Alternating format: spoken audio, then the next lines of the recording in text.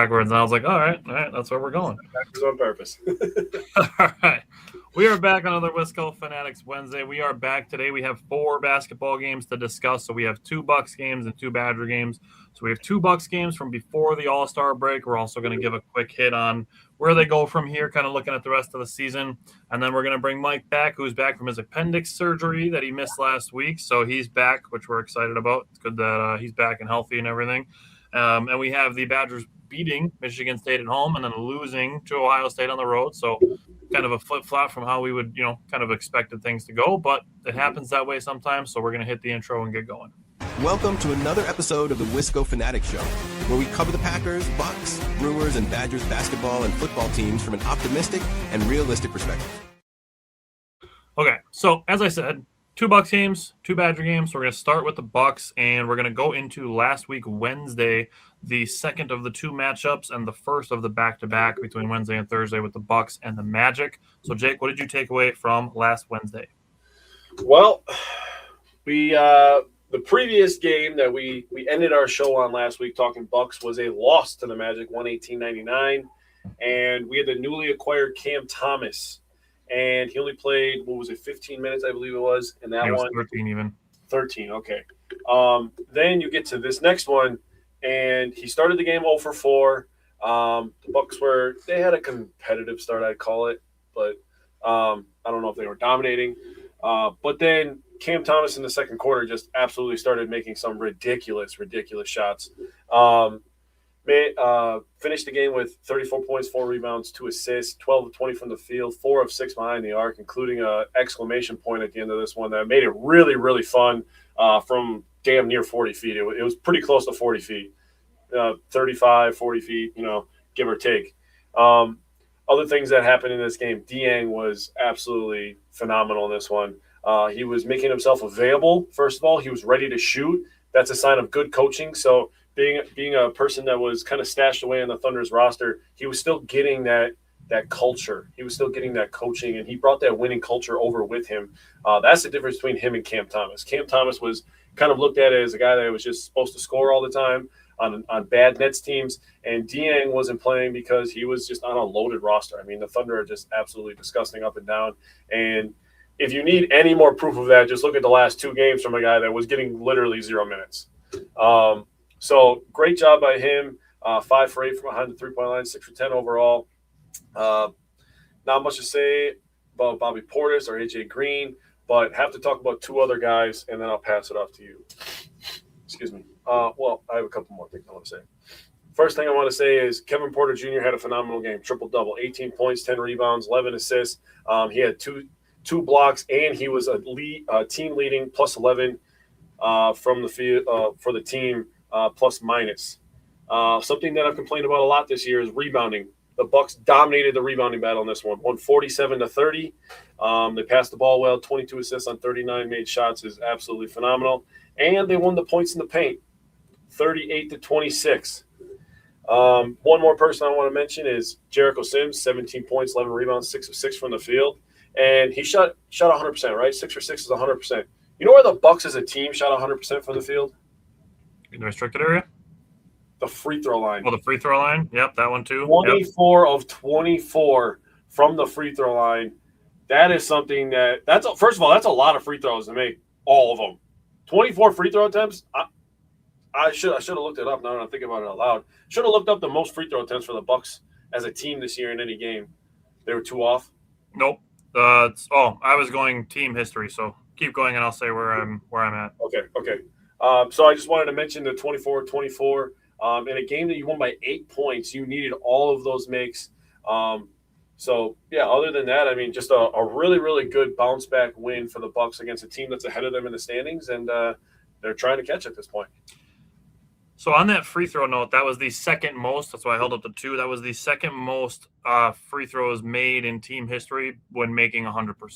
Oh, okay. Ooh, so that was the second most they've ever made when making 100% in team history.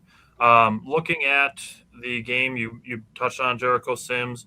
The Bucks have been wanting this version of Jericho Sims. They want him to play as the lob threat.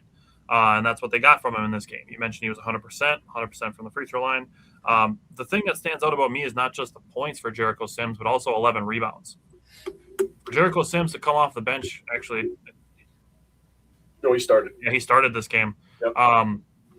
Yeah, I was like, wait, I had to remember that was the game that he started.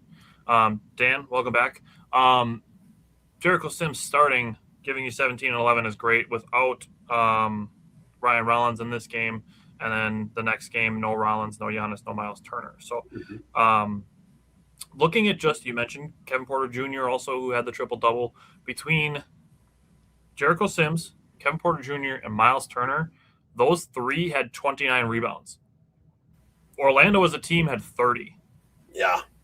Bucks put belt to ass in the rebounding this game. 47 to 30 is fantastic. Yes, sir. Cam, this is kind of his coming out party, like you said. The 34 points is great. He showcased that microwave ability that basically everybody knows that he had. First quarter was not great, I'll be honest. It was some questionable shots and some bad turnovers, but second quarter was much better. The third quarter, he went nuclear. And the fourth quarter, like you said, he made the kind of the put-away shot from super deep.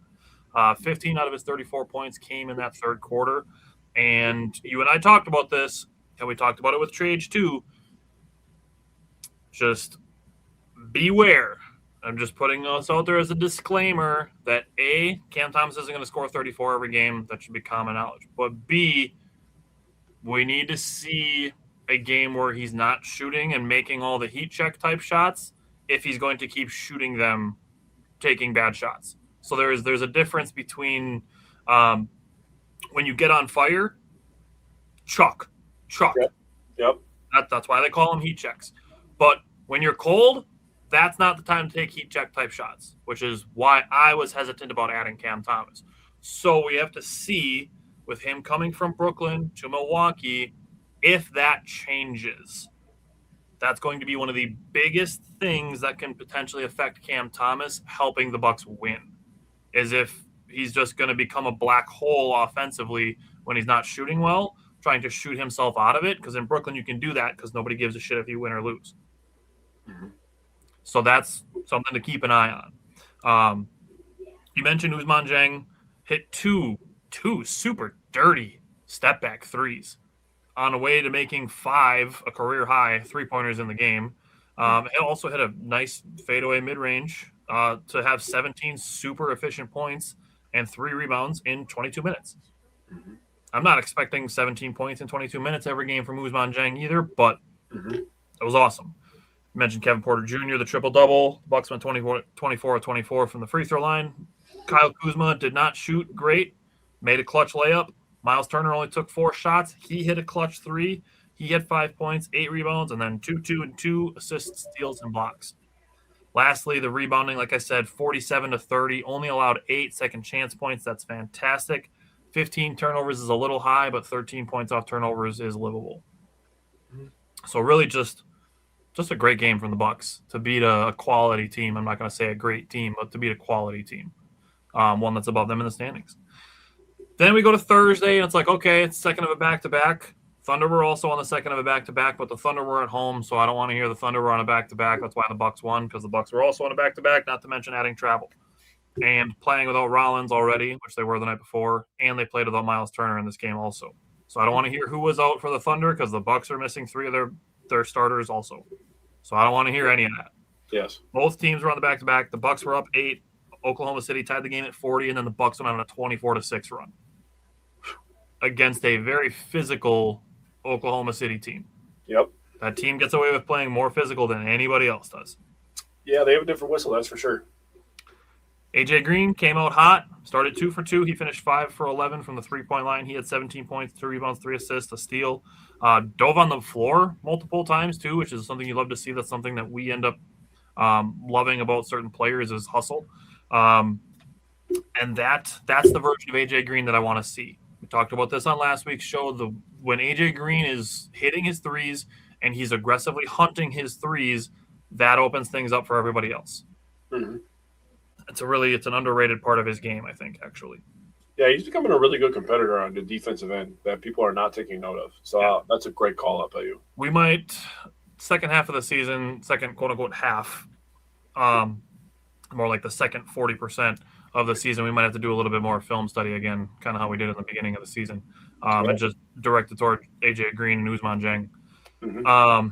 Cam Thomas, he started off right where he left off on Wednesday, got an and one mid-range to start the game. He did finish 5 of 13 from the floor and 1 of 6 from the three.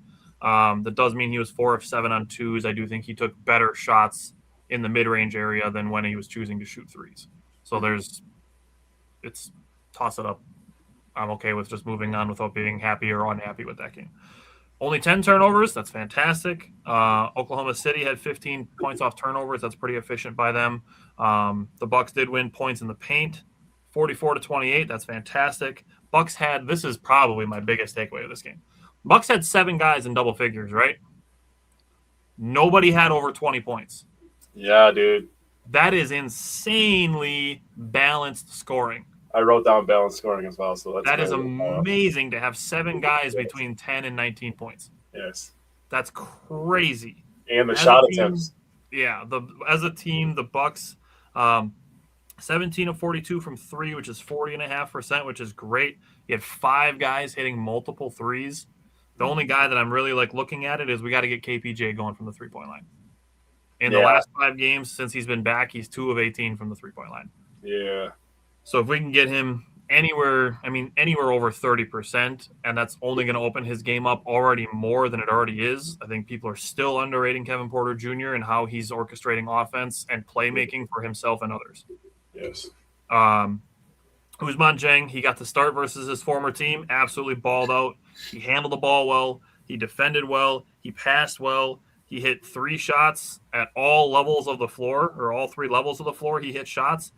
Now, I said this with Trage, so if you're going to listen to Wisconsin Sports on the Go with Trage later on, and you hear our segment, you're going to hear me say this again. Be prepared, because the comparisons they're very early in their infancy. But be prepared if Ousmane Dieng keeps playing like this to hear him compared to a young Kevin Durant. Just be prepared for it.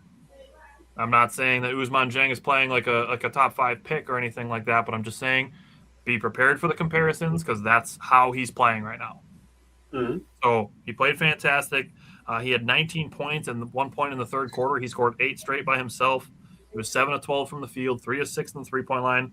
He was only 2 of 4 from the free throw line, so there's an opportunity to improve there. But had 11 rebounds, 6 assists, 4 blocks, and 0 turnovers. He is 22.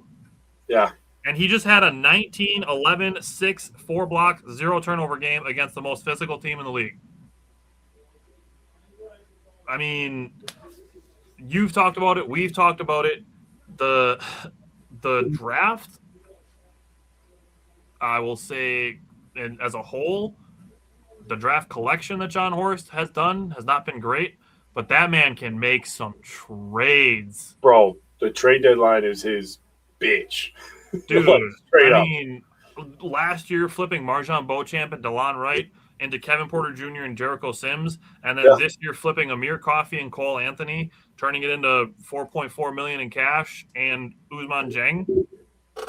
And then using the cash on Cam Thomas, who's only 24, by the way. He's only 24 years old. I mean, the Bucks got younger again. Yeah. And better. Yes. Twice. If he hits on free agency this year, if he goes and gets one of the big fish, I'm going to have to say sorry to John Horst because I was getting critical of him. I will have to personally say sorry. I think there's going to be a big trade this summer. The Bucks are going to make a big swing on another big trade this summer is where I'm leaning towards versus a big free agent because then I think 2027 summer is when they're going to go for a big free agent. Okay. I'm very interested to see where this goes. We're going to get to a point probably late March where somebody's going to have to be waived to create a roster spot for Pete Nance. As it stands right now, I'm probably leaning towards that person being Gary Trent Jr. It could be Andre Jackson Jr., but he's still much younger than Gary, so I'm leaning towards it probably being Gary Trent Jr., the one that gets waived to create a roster spot to make Pete Nance a standard contract instead of a 2-way. Yeah. And the last thing I wanted to end on with this game, Nikola Topic, is a Oklahoma City Thunder player.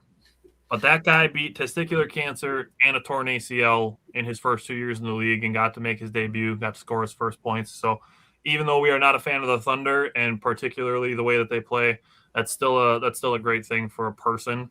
So humanity trumps the world of sports, and that's just a cool story that we get to hear because of sports. So good for him. Congrats, and I hope your team sucks. All right, Thunder game last Thursday. I was also going to start with Nikola Topic, man. That's just what an incredible, incredible story. Guy gets drafted top 10, finds out he has cancer, tears the ACL. I mean, what a mental battle to go through all of that stuff. Not even thinking about the physical aspect of it, but the mentality to have to tackle. First of all, anybody that hears the word cancer is just like, that's like a death sentence basically in our world, right? So hearing that word is something that's just like, wow, it's just shocking to hear, and then for him to beat that, and then, the ACL, like, that's obviously amazing too. I'm not trying to discredit that, but, if you had to rank the two things to overcome, right. You know what I'm saying? But yeah, I'm super happy for him. And because he was able to do that, we end up getting a guy that gives us a double-double with 6 assists, 4 blocks, a steal, and is plus 16 in his return back to Oklahoma City. So just disgusting stuff from Dieng.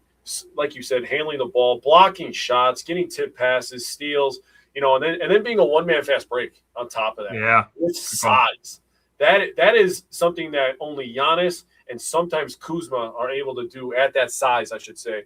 Because Kevin Porter Jr. is obviously able to do it, Ryan Rollins from time to time. But, having the size and length to be able to defend the rim and then go finish at the other rim is just – that is the people that get paid a lot of money.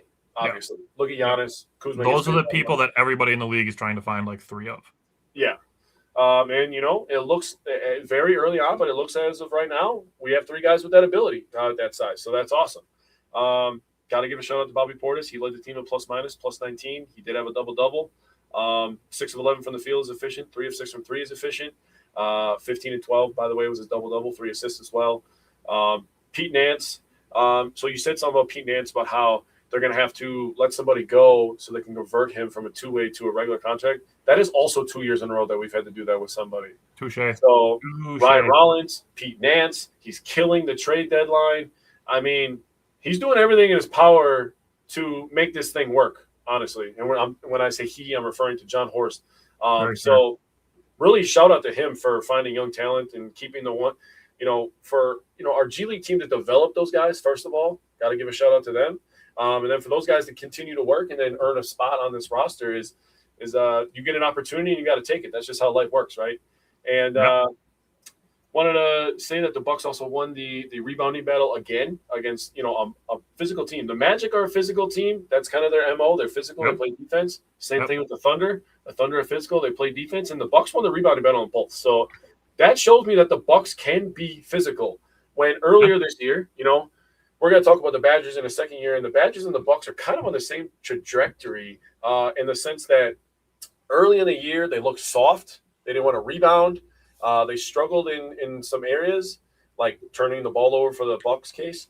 And now, as of late, over these last couple of games, the Bucks have not been turning the ball over as much. They've been playing more physical. They've been staying connected, sharing the ball more. I mean, those are things that can build momentum, as we get into a really, really important stretch here. And my last point I'm going to make about Cam Thomas is when you saw him go for 34, taking heat check after heat check, multiply that times 5, 1,000% you take the under on the next game. 1,000%. There's nobody in their right mind that saw that man shoot for 40 feet and was like, I'm taking the over his next game. Hell no, you're taking the under. I'm not a betting man like that every single day, but I'm just saying, if you see that again, take the under next game because, the laws of averages and all that stuff. So, shout out. Bucks are playing really, really well. And, one last thing I wanted to talk about. AJ Green, 17 points for a plus 17 from the floor, 5 of 11 from downtown. And you did a really nice job talking about him diving on the floor. I love his mentality. Also, wanted to give him a shout out for getting his jersey retired. Good call. First player in Northern Iowa history to Northern Iowa, Panthers, getting his jersey retired for them. So big moment for him. Congratulations. That is fantastic stuff. And I'm ready for this next run here. I've been waiting for Friday. Obviously, I look forward to Friday because I'm a 9 to 5 guy. Not literally 9 to 5, but I'm very excited for the Bucks stretch here. I've been waiting for Friday. I want to watch them play again, man. It's been almost a week, man. I feel like good Jones God, I haven't seen them play in a year. So the Bucks play Friday at the Pelicans. Now I have a thing here, so I have a big note section for their what's coming up. Mm-hmm. So 4 of their 5 for the rest of the month of February are at home. The one road game is Friday. 5 of their 6 to start the month of March are at home, and their only road game is at Chicago. And the rest of the March, they play at Miami, at Atlanta. Then they play Indy, Cleveland, at Utah, at Phoenix, at Clippers, at Portland. Then they play San Antonio, Clippers, and Mavericks at home. And you look at it, and I see 6 pretty solidly winnable games. So I'm not expecting the Bucks to win all of the next 11. But let's say they win 6 out of 11 and then 6 out of the following 11. And you're talking about them being, 18-10 in their next 28 games. That puts them in a pretty decent spot right now where they sit. They are 4.5 games away from the 8 seed. They're 6.5 games away from the 6 seed. They play Chicago, who is 4 games ahead of them. They don't play Boston anymore, but Boston's 5 games ahead of them. And looking at the strength of schedule, Strength of schedule, Chicago is 4, Boston is 5, Toronto is 13, Orlando is 19, and Milwaukee is 20. Strength of schedule for the rest of the season. Okay. So, 18-10 in their next 28 games, let's say they win 19 out of their last 30 to end the season. I think that puts them in a pretty decent spot to be in contention to be up in the playoffs, obviously, but possibly, depending on some of the teams above them, clear of the play-in even. Yeah. So, I said, momentum. Also, we talked about this with trades too. Giannis said at the All-Star break that he feels 100%. I'm still not putting him back in the lineup until he is 100%, until he's ready to go and says, yep, I'm ready to go. Not just feeling 100% and, okay, now it's time to ramp up and get back into basketball conditioning. Yep. Not until that is complete am I putting him back in the lineup. Yep. Especially if you're winning games. Because I'm not ready to risk the rest of this season to risk next season should Giannis get hurt worse than the calf strain. Yeah. So we're still playing a little bit of a waiting game with Giannis, but we're getting closer. I do still think it'll probably be late February, early March before they even consider bringing him back. So anything you want to say on what's coming up for the Bucks? Yeah, like you talked about, start off against the Pelicans, and you got 4 straight at home. So I would think that if the Bucks can win 4 in the next 5 here, as we're starting the second half, as you said, protect home court. Maybe you lose one of those. You got to win versus the Pelicans. That's an absolute must at this point, obviously. You got to beat the bad teams. So if you beat the bad teams, you got the Raptors coming up. That's one that you probably should win because they're a little bit closer to you. Probably beat the Heat. And then if you split versus the Cavs and the Knicks, I'd prefer to beat the Knicks, to be honest with you. Just because fuck New York, to be honest. Then you're feeling pretty good going into March, right? And then at that point, like you said, you start over versus the Bulls, you play the Celtics, and you play the Hawks. The Hawks are the first team ahead of you. The Bulls are kind of tied with you, I guess. But then you play the Jazz, Magic, Suns, right? And then you start a little bit of a road trip there. So if you can win, 4 out of those 6, I think that puts you in a spot where you're going to be in the 9 seed at that point already. And then you're going to really start hearing the Giannis rumors get really heating up. That's going to be the point. At that point after the Magic game, it'll be March 8th.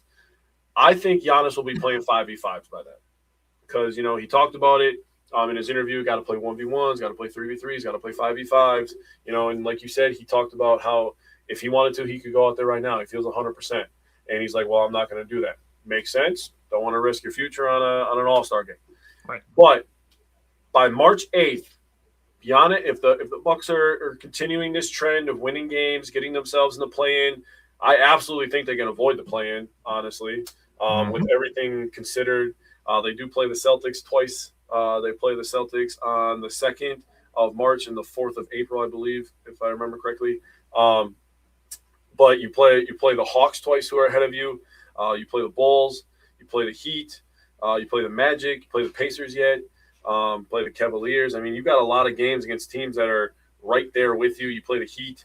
So got some games left to really make some noise. 5 games behind the Magic for that 7 spot is interesting to me. That's the one where I'm really looking at, like, I think the Bucks could get the 7th seed. Like, if I had to put a number on it, like my confidence level, like right now, this is just me. Like, I didn't think about this beforehand. This is a totally gut feeling. I would say the chances that the Bucks get the 7th seed, I would give it like 65%. Dude, I was dead ass thinking like 6.5, 7 out of 10 Yeah, confidence. like I feel good about it. Now, if they could get up to that 6th spot, I mean, Philadelphia would have to slide a little bit, but that would be interesting. Yep. You get to mid-March and the Bucks are on a heater and people start talking about the Bucks a different way. Maybe if they give us a fair whistle, just saying. Things could get murky in the East with a healthy Giannis and the way the Bucks are playing. Things can get real interesting, man. Yeah, it'll be interesting. Like I said, we get to start on Friday. Bucks in New Orleans. With that, we're gonna switch to Badger basketball. We're gonna bring back Appendix Boy, and we're gonna bring in Mike. And we're gonna talk Badgers. Yes, sir.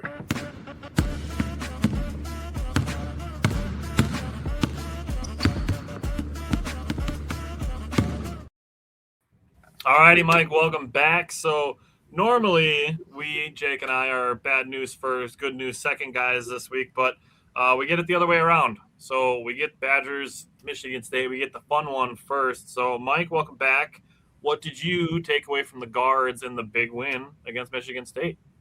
First off, shout out to the nickname that you just gave me before, Appendix Boy. But I'll be right back. Yeah, I no longer have one. So, fun fact for all the viewers here. But no, what a hell of a game, right? And it starts and pretty much ends with the Big Ten Player of the Week himself, Nick Boyd. Absolute tremendous game. I think it's fair to say he's had a lot of great games for us this year, but I think this was his best one. In 32 minutes, he had 29 points, incredidible. 5 of 7 from 3, 4 of 5 from the free throw line, 3 rebounds, 4 assists, 1 turnover. Excellent ratio. I'm definitely a couple things to call out here. 20 of his 29 points were in the first half, and it was really, really important that he was kind of carrying the Badgers because John Blackwell did get in foul trouble in the first half during this game. So as soon as that happened, I think myself and many other Badger fans were probably a little worried, especially rolling our eyes. Michigan State is very capable of doing to anyone at any given point. So absolute props to Nick Boyd for going on an absolute scorching heater of a game, especially shooting that 1 3-pointer to put us up 17 points. That was basically shooting from the city of Sheboygan at the bucket there, I think, because that was beyond NBA range. That was like I don't know, from Sheboygan, Wisconsin is what I'm gonna. If you would have flipped it over, he would have been standing on the Culver's logo. Yeah, there you go. That's a great way to put it. So, no, excellent game. And not even just on it offensively. I want to talk about his defense this game too, because Jeremy Fears, the highly touted, possibly all Big Ten point guard, was, I'm not going to call him a non-factor, but he was definitely held in check when it comes to scoring. Nick Boyd was given the task to stay on him, and I think he made it a point. You could see it on the court with how he was acting, that he really wanted to make his presence made, I think, on him, because he held Jeremy Fears at 3 of 12 shooting, 14 points, and pretty much half of that was towards the end of when the game is pretty much over. So, again, an all Big Ten point guard who I think we're going to hear his name a lot as we close out the season. But no, Nick Boyd, he came to play.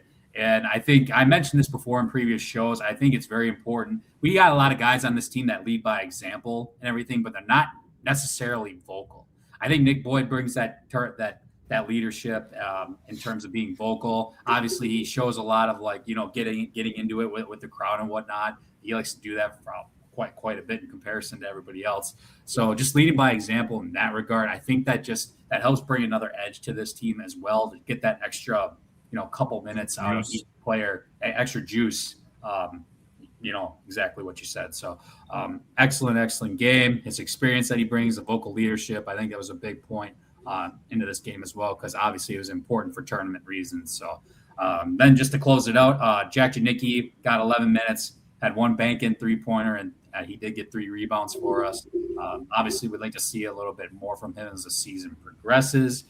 He's going to get his opportunities as long as he's healthy, but I'm going to talk about that next game. But, a couple of call-outs real quick. 21 points off of 9 turnovers. That's an excellent ratio, I think. That is incredible. That's fantastic. Converted, whether it was Nick Boyd getting to the hoop or other guys converting. A lot of guys contributed into this game. And then I guess kind of what happened last night's game, other than the 9-0 run that Sparty put on in the first half to cut it to, I believe it was 39-30, they didn't get in within 12 points the rest of this whole damn game. That was impressive. I think I'm deep down, I'm just like, all right, it's a game. It's a tale of 2 halves. Michigan State's going to come back in this game. Don't get too upset. And it never happened. So I think this was arguably the best game the Badgers have played all season. Arguably, I know we've had a couple good ones in the past, but the way they were able to take care of business at home in front of a jam-packed whole center crowd, you could tell it was loud. Everyone was into it. And they just responded after coming off a very, very big win against Illinois. The way and how they responded like this, very impressive. I am still a little concerned about the transition D. I do think it's kind of a weakness. We did give up some easy dunks and layups. And Michigan State did have a couple opportunities to hit some open threes, but they're not the best 3-point shooting team.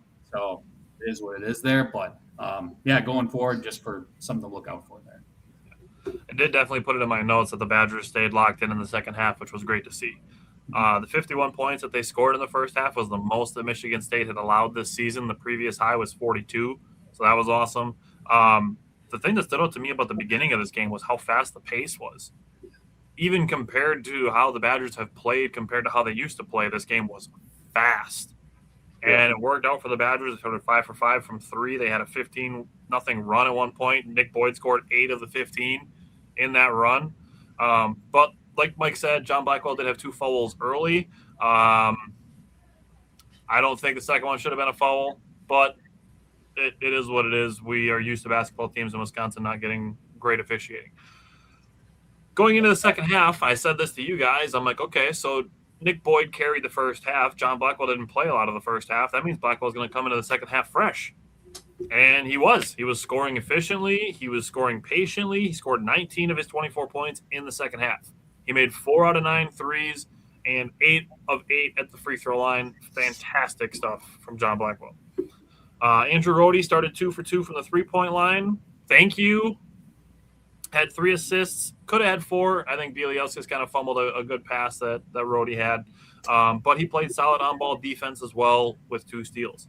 And then Braden Carrington is the spark plug. He came in super quick, 5 points. Also had the assist on that super deep 3 for Nick Boyd. Finished with 9 points, had 3 rebounds, and played very active defense. So overall, I mean, there's nothing to really complain about when it comes to the Wings from this game. So, Jake, what'd you take away from the Bigs? Yeah, I'm going to start with Bielowskis. He struggled in this game. You could tell that he was a little bit overmatched by some upperclassmen, well-coached upperclassmen, because all of us here that are sitting here, we all love Tom Izzo. Tom Izzo is just respect the fuck out of Tom Izzo. He's the nostalgia coach for me, like throwback to the old school kind of coach. Like when he's looking at his guys and be like, "You couldn't guard my mother," I'm just like, "Oh, dude, I fucking love this guy." That's too bad that you coach Michigan State. Michigan has 2 good basketball coaches. Damn. Yeah. Yeah, right? So, I mean, I love that. But Bielowskis, 3 turnovers, 2 personal fouls. He ended with 2 points, 1 for 4 from the field. Did grab 5 rebounds, so he was out there trying to match the physicality. But you could tell there was times where he was just kind of like, I'm just trying to keep up, trying to tread water, keep head above water type deal. And it was like, well, it's a good learning experience for you. Thank God this game was at home, because I don't know what would have happened to him if he was at Michigan State. That would have been pretty bad. Talking about Nolan Winter, 32 minutes again. This guy's just steady Eddie. 10 points, 11 rebounds, and assists. 4 for 7 from the field. He did go 0 for 2 from 3. But his 12th double-double of the season, so that's good on him. And then want to talk real quick about Garlock. Now I'll talk about Rapp. So Will Garlock only played 3 minutes, but he had a really, really good double team on the sideline in the first half that forced a turnover that helped the Badgers capture momentum. So I really wanted to, talk about that because that was a good 3 minute stretch by him. Great call. They're doing a good job, kind of just letting them get some game time here and there. I'll talk about Rapp. 23 minutes, 2 for 6 from the field, 1 for 3 from 3, but he had some BS calls against him, but he also had some I'm out of position calls on him as well, in my opinion. He got caught being slow on some rotations, and then, that put him in foul trouble. So then when the BS calls happen, it's kind of like, shit, that hurts. You're up to 3, you're up to 4. I mean, that's tough. So he was never really able to catch a rhythm. So that kind of sucks for him. I wanted to point a few things out real quick. You talked about the points off turnovers, Mike, so great call up by you. The Badgers nearly doubled Michigan State in three-point makes. They had 15. Michigan State had 8. They did double them in points in the paint, 28-14. So I wanted to call those two things out. That's important. Now, for Michigan State, this was the largest loss that Michigan State had since February 22nd, 2022. It is also the Spartans' 4th largest loss as a top 10 opponent in the AP era, which started in 1948. Mm-hmm. So good on the Badgers to give them the belt. As for Wisconsin, this was the largest win for the Badgers against an AP top 10 opponent in program history, and is their 3rd top 10 win of the season, most in the NCAA. So fantastic Friday night. Thank you, Wisconsin Badgers. Yeah, just an unfortunate thing that they get ranked and then they get beat. It's like, okay, all right, that's is what it is. But Jake, just keep it rolling and start with the bigs against Ohio State last night. Yeah, Bielauskas, man. I mean, I think 18 minutes might be like what they're trying to let him play, because he played 18 minutes again, and it was not good for Bielauskas, in my opinion. He was rough. I'm not going to sit here and just kick the man while he's down, but it is what it is. It was rough. No Rapp in this one, so I don't have anything to say about Austin Rapp. That kind of sucks. But talking about Nolan Winter, 5 of 10 from the field. Again, I feel like Nolan was kind of left on an island by himself, and in some senses of that. He was the only big man down there. And I felt like that in a lot of games this year, especially trying to bring the true freshman along with him. I mean, trying to get Austin Rapp, to kind of catch up to the speed of the Big Ten. And then the other big man that you play is Will Garlock. And then, that's why I think, a guy like Carrington, when they do go small, a guy like Carrington who does have that experience, I think it unlocks something in Nolan Winter where he doesn't have to baby the guy next to him in a sense.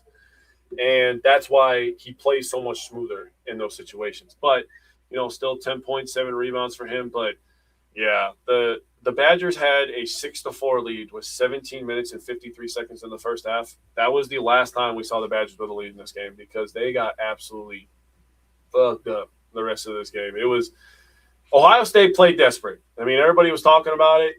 Literally everybody was talking about how Ohio State was desperate.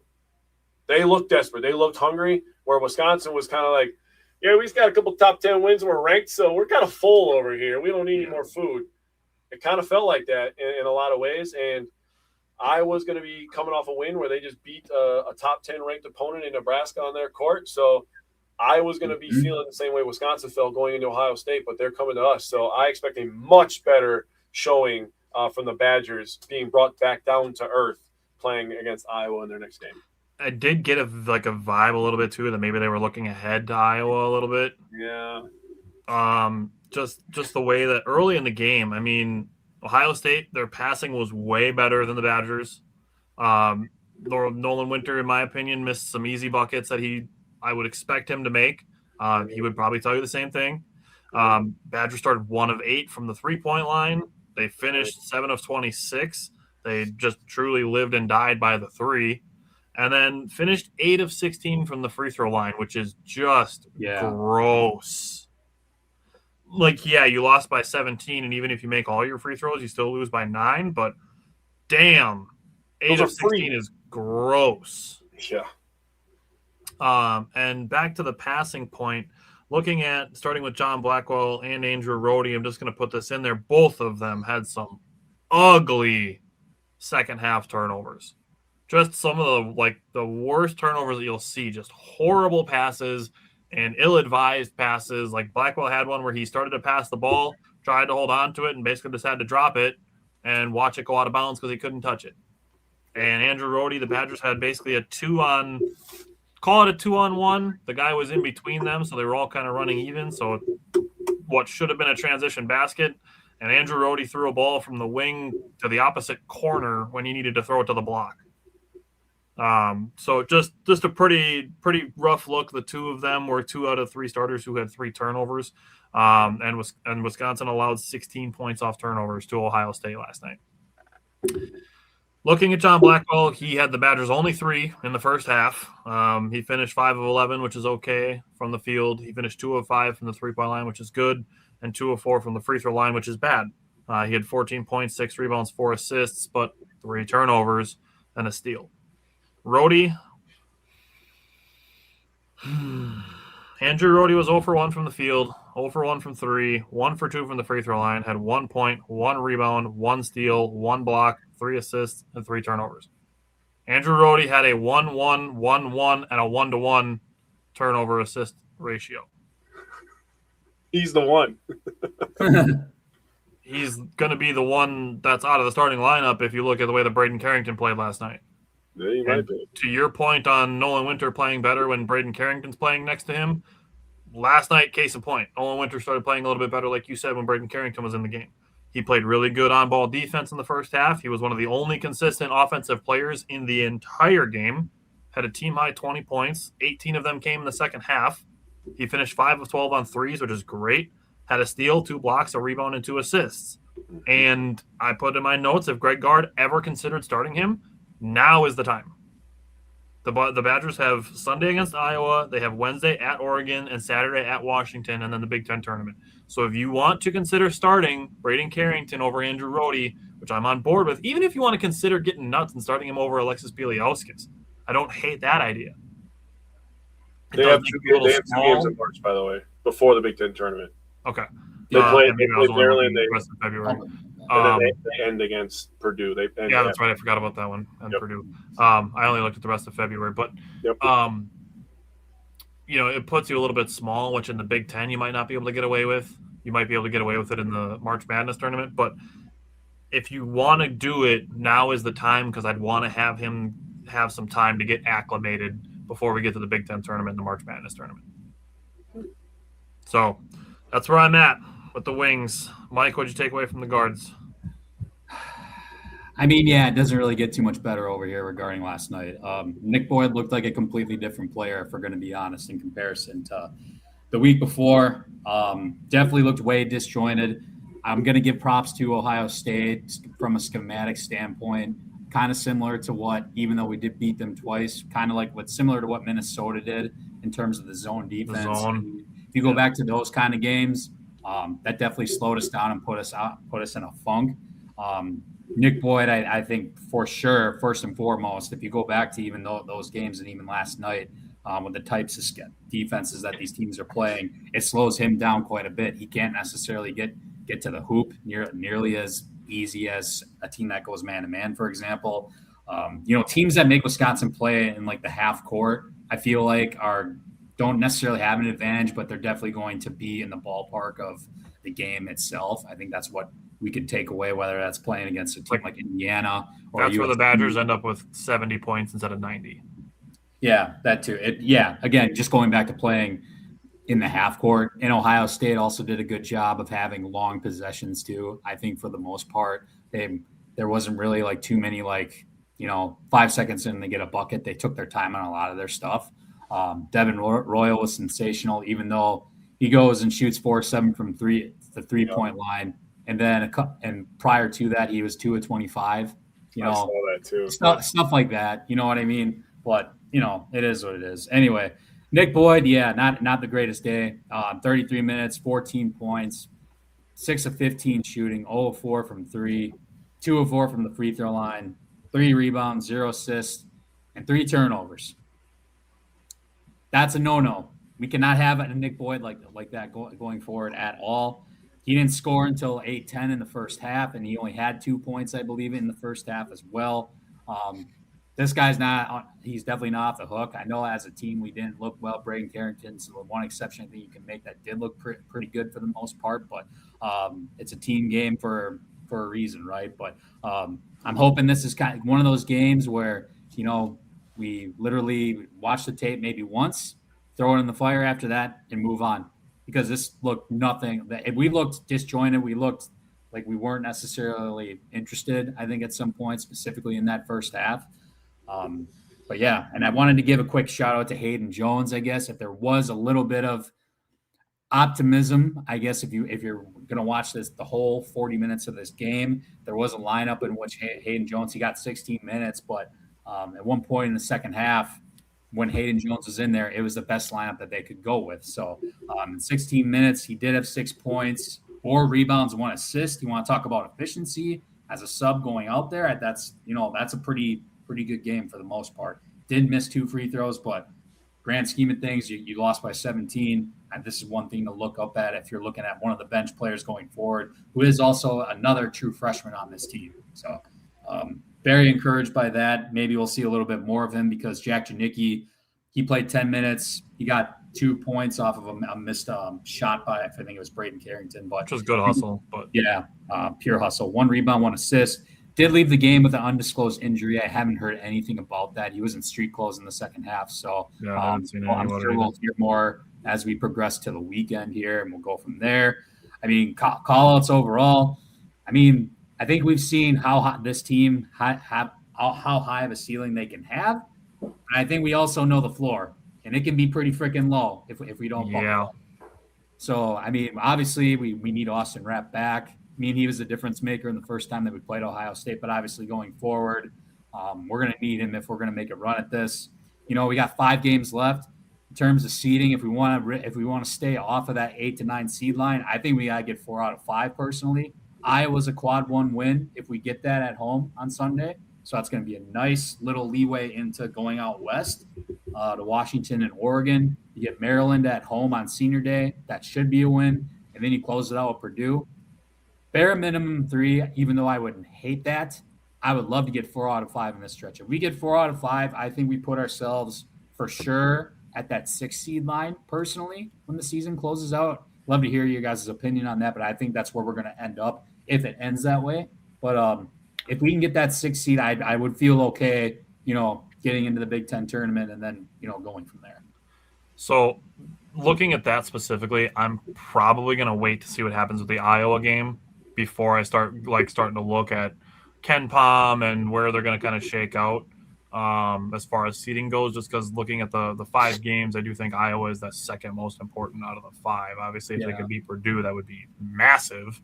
And, obviously I'm not expecting them to win all 5, but if they lose to Iowa, then I'm kind of looking at Purdue, like you're saying, to skip out on the 8-9. I'm looking at the Purdue game as basically a must win if they don't want to end up as like an 8 or 9 seed. It's the most unique resume in all college basketball. That's the thing. Yeah, which is nice, but it's also not nice in the sense that depending who the voters are. I will say this as we wrap this up. Yes, Senior Day, that should be a win versus Maryland. Maryland's not very good this year. But to go and beat Braden Smith and Lawyer on their final regular season games in the Big Ten, boy, would that be sweet. That would feel nice. That would be so sweet, man. Oh, man.